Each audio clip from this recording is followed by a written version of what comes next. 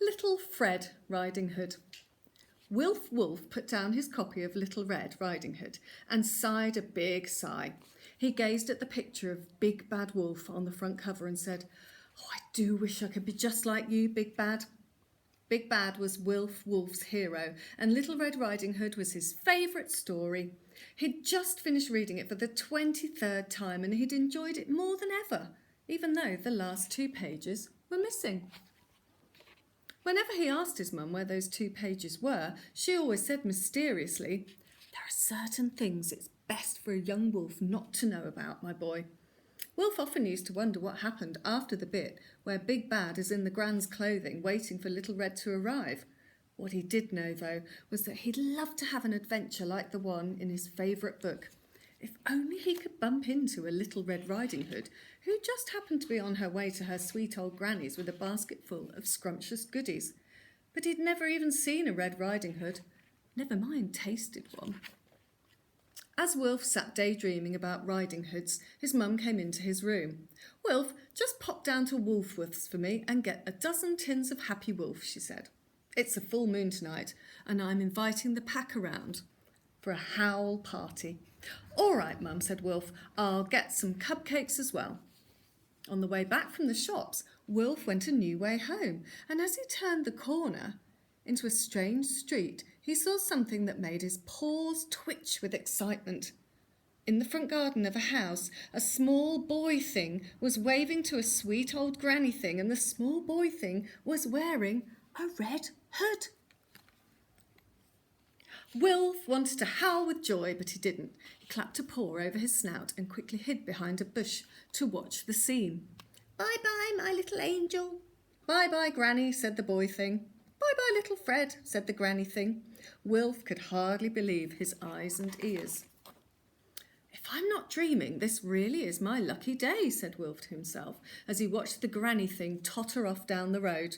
She was exactly like the granny in the pictures in his book. She had wispy white hair, little round glasses, a walking stick, a bonnet and a shawl. She was perfect. As soon as she was out of sight, Wilf nipped out from behind the bush and strolled over to the little boy who was pedalling his bicycle round and round. In his friendliest voice, he said, "Hello, small boy thing." "Hello, fungus face," said the boy.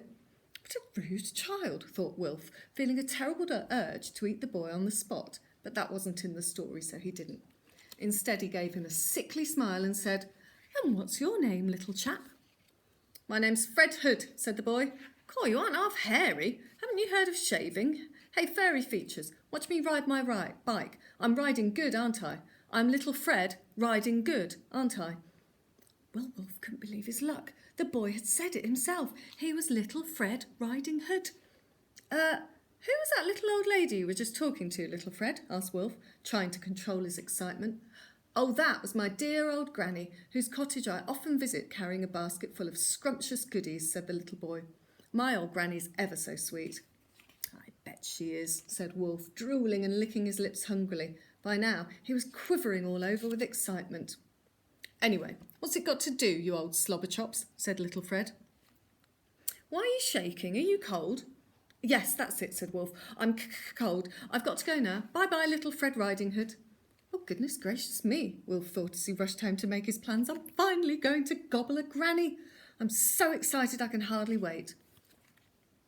The next morning, Wilf got up really early, and in no time at all he was on his way to little Fred's house, singing happily to himself. "I'm Wilfie the wolf, I am. I'm off to gobble Fred's gran. When I have ate her, I'll feel a lot better. She'll taste just like pickles and ham." When he arrived at the house, he hid behind a bush and waited. After about 10 minutes, out came little Fred. He was carrying a basket. "Wow," thought Wilf, "it's exactly like in the story."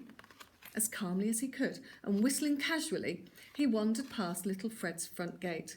Then, pretending to be surprised to see him, he said, "Well, I never! Little Fred Riding Hood! What a surprise! Fancy bumping into you here." "Don't be silly, snotty snout. I live here," said little Fred. "Where else would you expect to bump into me?" Wilf really did want to eat this cheeky child straight away, but that wasn't in the story, so he just said, "And where might you be going this fine spring morning?" "Do you mean it's September and it's raining?" said little Fred. It was spring in the book, said Wilf, looking a bit disappointed. What are you talking about, Weirdy Whiskers? Said little Fred. Oh, nothing, nothing, said Wilf. Which way are you walking? Perhaps we're going the same way, and I could walk with you a while. I'm going on the path through the woods to my granny's cottage, number 5, Honey Pot Lane, said little Fred. Oh, that's nowhere near where I'm going. I'm off to visit my aunt in Wolverhampton, and I'm 3 weeks late, so I must dash. Bye-bye, little Fred, said Wilf, and he raced off into the woods to make sure he reached his granny's house before Fred did. As he ran through the woods, Wilf kept repeating to himself, number 5, Honey Pot Lane, number 5, Honey Pot Lane. As he reached the cottage, it was exactly like the one in the book. It had pink roses around the front door, little windows with flowery curtains, and a cat was fast asleep on the garden wall.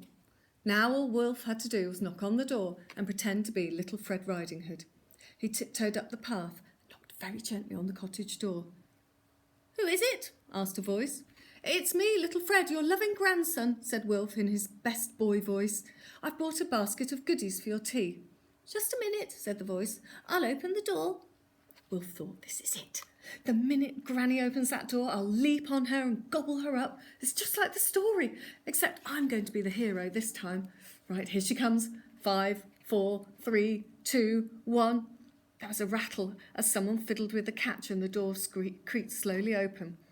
I'm coming to get you, howled Wilf as he rushed forward, and in an instant, Wilf got the shock of his life. Rather than pouncing on a sweet old granny and gobbling her up before she'd had time to put down her knitting, Wilf found himself staring up at the most enormous old lady he had ever seen. She must have been at least 6 feet tall, and her gigantic shoulders filled the doorway of the cottage. She was wearing a purple tracksuit and bright yellow jogging shoes, and she was holding one of those weights that bodybuilders use to make their muscles really big. She casually tossed it from one hand to the other as though it was as light as a feather. Can I help you? Wilf was flabbergasted. She's definitely not in the book, he said. Something has gone seriously wrong with my plan. I think I'll just nip off home and read this last bit. But before he could run away, the giant woman reached down and put one of her massive hands on Wilf's trembling shoulder. And what might you be wanting, young fellow? She asked in a voice that made Wilf's legs turn to jelly. I'm terribly sorry, squeaked Wilf. I seem to have knocked on the wrong door. I was looking for a sweet old lady. But I am a sweet old lady, replied the woman, twirling the 10-kilo weight in her hand and peering suspiciously at Wilf. You aren't, by any chance, a wolf, are you? She said. You do look ever so much like a wolf, you know. She peered even closer, and then Wilf gasped, and she gasped, Oh, my goodness gracious me, you are a wolf. Oh, dear, I hope you aren't planning to do something horrible like gobbling up a poor, defenceless old lady. She tightened her grip on Wilf's shoulder and lifted him a couple of centimetres off the ground. No, I'm not a wolf. I promise I'm not, protested Wilf as he watched his feet leave the ground and dangle in midair. I'm just a very hairy little boy who likes to go around helping old ladies. No, I'm definitely not a wolf. Oh, yes, you are, yelled a voice from behind him.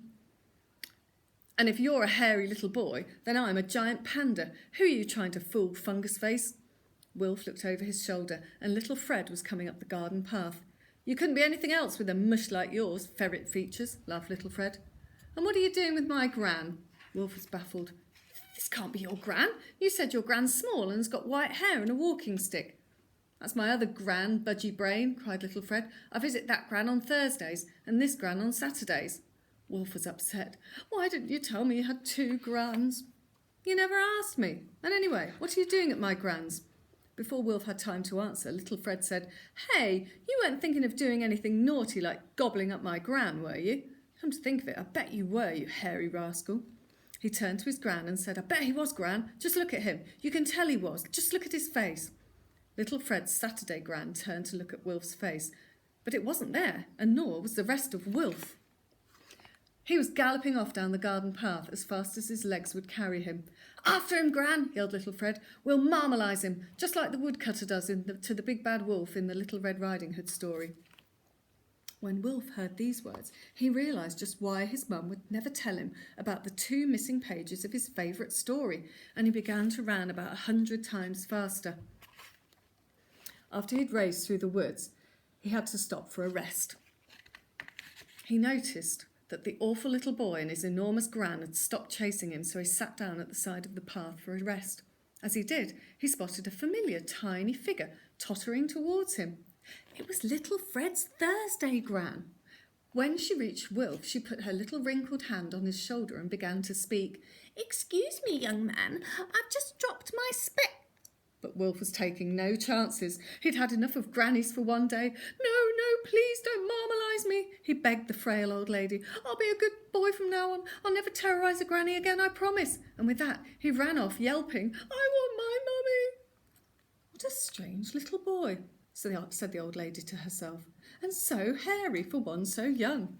There was no need for him to rush off like that. I was only going to ask him to help me look for my spectacles.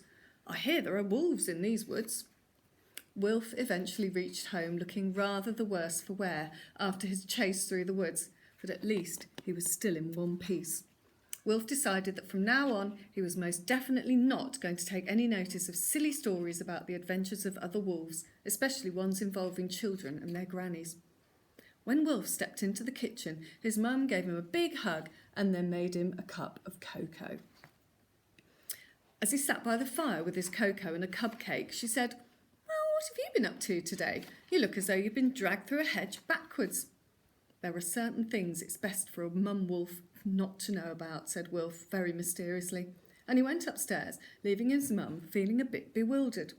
Later that evening, after finding Wilf's copy of the Little Red Riding Hood in the rubbish bin, she went into his room and found him sitting up in bed reading and looking a lot better. "You look a bit happier, son," she said.